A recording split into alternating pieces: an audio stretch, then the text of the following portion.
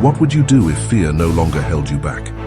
Imagine standing face to face with the things you dread the most: failure, rejection, loss, and not flinching. Fear is the invisible chain that keeps us from becoming who we're meant to be. But what if I told you that fear is not your enemy? It's your teacher. Today we'll uncover how to overcome fear like a stoic, like someone who greets life's storms not with panic, but with poise. Let's break those chains. Before we dive in, make sure to subscribe to our channel for more insights on how to master your mind and become unshakable. So let me ask you, what's holding you back?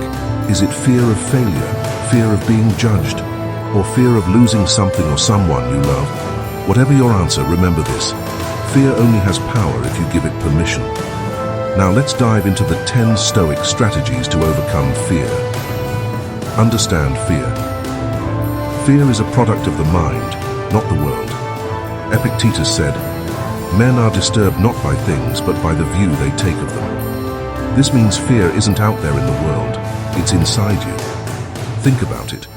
When you were afraid of the dark as a child, it wasn't the darkness itself, but what you imagined lurked within it. Remember the last time you procrastinated because you were afraid of failing. The failure didn't happen, but the fear paralyzed you. What if, instead, you had confronted that fear and acted? Ask yourself, is this fear real, or am I letting my imagination run wild? Evil is lurking. Prepare for the worst, but hope for the best. Seneca advised us to imagine the worst-case scenario. Why?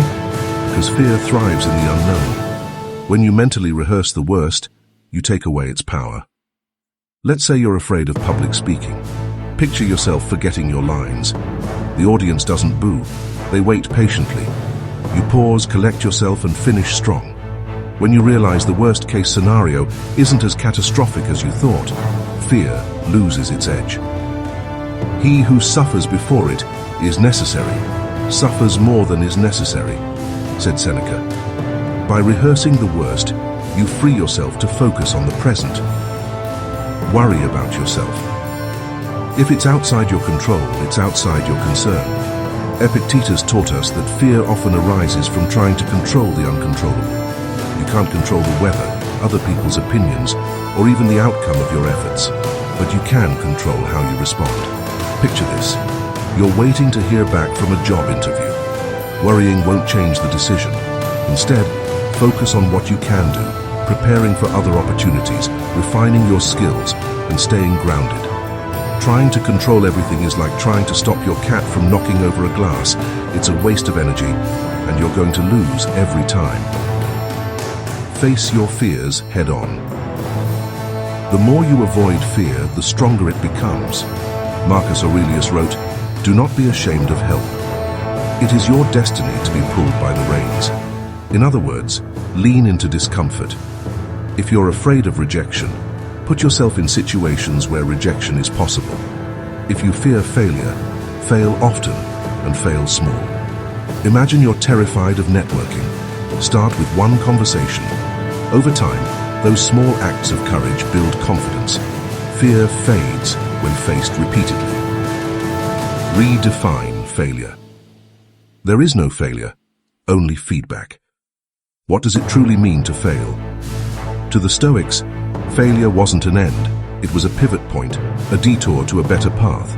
Marcus Aurelius famously wrote, "What stands in the way becomes the way."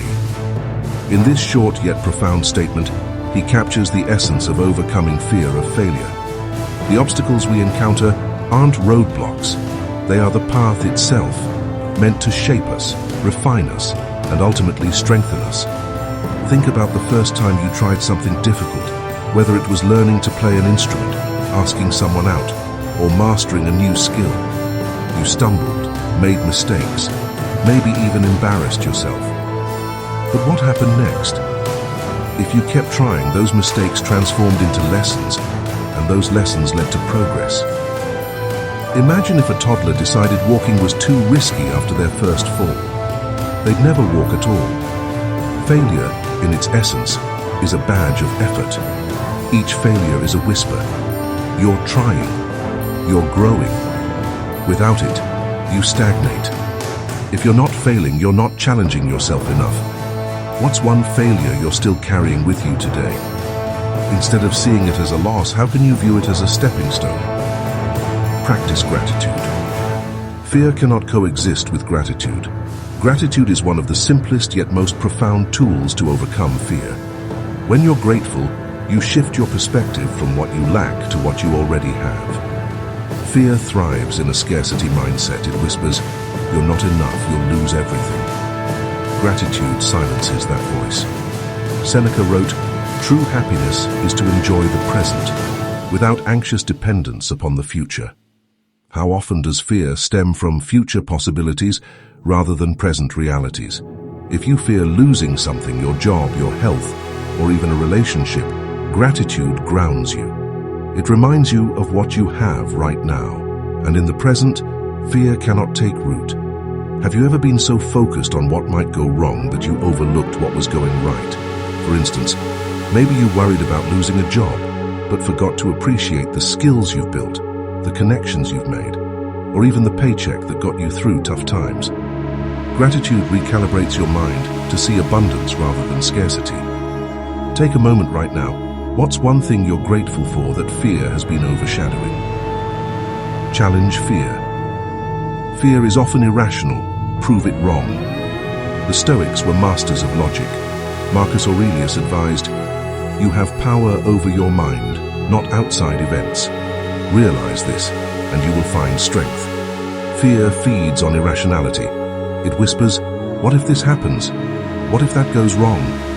But when you confront fear with logic, it often crumbles. Suppose you're afraid of starting a business because you fear it might fail. Ask yourself, how likely is failure? What are the real risks versus the imagined ones? If you fail, what's the worst that could happen? You might lose some money or time, but you'll gain valuable experience and skills. The worst-case scenario isn't as catastrophic as your mind might have painted it. Fear is like that one over-dramatic friend who makes everything sound worse than it is. You know, the one who says, "We're going to die," when the Wi-Fi goes down. Build inner resilience. Fear cannot touch a fortified mind. Resilience is like a shield against fear. Resilience doesn't mean fear disappears.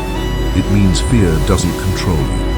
And resilience isn't something you're born with, it's something you build brick by brick. How do you build resilience? Start small. Commit to habits that challenge you in manageable ways. Wake up 15 minutes earlier than usual. Finish that project you've been avoiding. Say no when you mean it. These small acts of discipline accumulate over time, creating a fortified mind that fear can't easily penetrate. Remember a time when you faced something you thought you couldn't handle. Maybe a tough exam, a breakup, or even a loss. At first it felt overwhelming, but somehow you got through it. Now, when you look back, you realize it made you stronger. That's resilience in action. Building resilience is like drinking black coffee for the first time. It's bitter at first, but over time, it wakes you up to your full potential. Find strength in community. Fear thrives in isolation. The Stoics understood that no one is an island. Even the great philosophers sought wisdom and guidance from others. Fear has a sneaky way of convincing you that you're alone, that no one else understands your struggles. But that's not true. Marcus Aurelius wrote, "We are made for cooperation, like feet, like hands, like eyelids." Think about a time when you shared your fears with a friend or mentor. Did their perspective help you see things differently? Maybe they reminded you of your strengths or simply made you feel less alone. That's the power of community. Find people who challenge and support you, whether it's a friend, a coach, or even an online group. When you face fear with others, it loses its power. Fear is like a group project. It's way easier to handle when someone else helps carry the load. Who in your life can you turn to when fear strikes? If you don't have someone, how can you start building that community? Accept mortality. Fear of death is the ultimate fear, but it's also the ultimate teacher. This is the most profound Stoic lesson. At its root, much of our fear stems from the fear of death, of things ending, of time running out. Marcus Aurelius wrote, "It is not death that a man should fear, but he should fear never beginning to live." When you accept that life is finite, you stop wasting time on fear and start living fully. Think about all the opportunities you've passed up because of fear. The job you didn't apply for, the person you didn't approach, the risks you didn't take. Now imagine looking back at your life with regret because fear held you back. Accepting mortality reminds you that you don't have time to waste. Death is the one thing on your to-do list that you'll never procrastinate. But that's no excuse to procrastinate living. Fear is a shadow. It seems larger than it is, but it disappears the moment you face it. And when you approach fear like a Stoic, you'll discover something incredible. The strength you've been searching for has been within you all along. So, what fear will you conquer today? Share it in the comments, and let's conquer it together. Good day.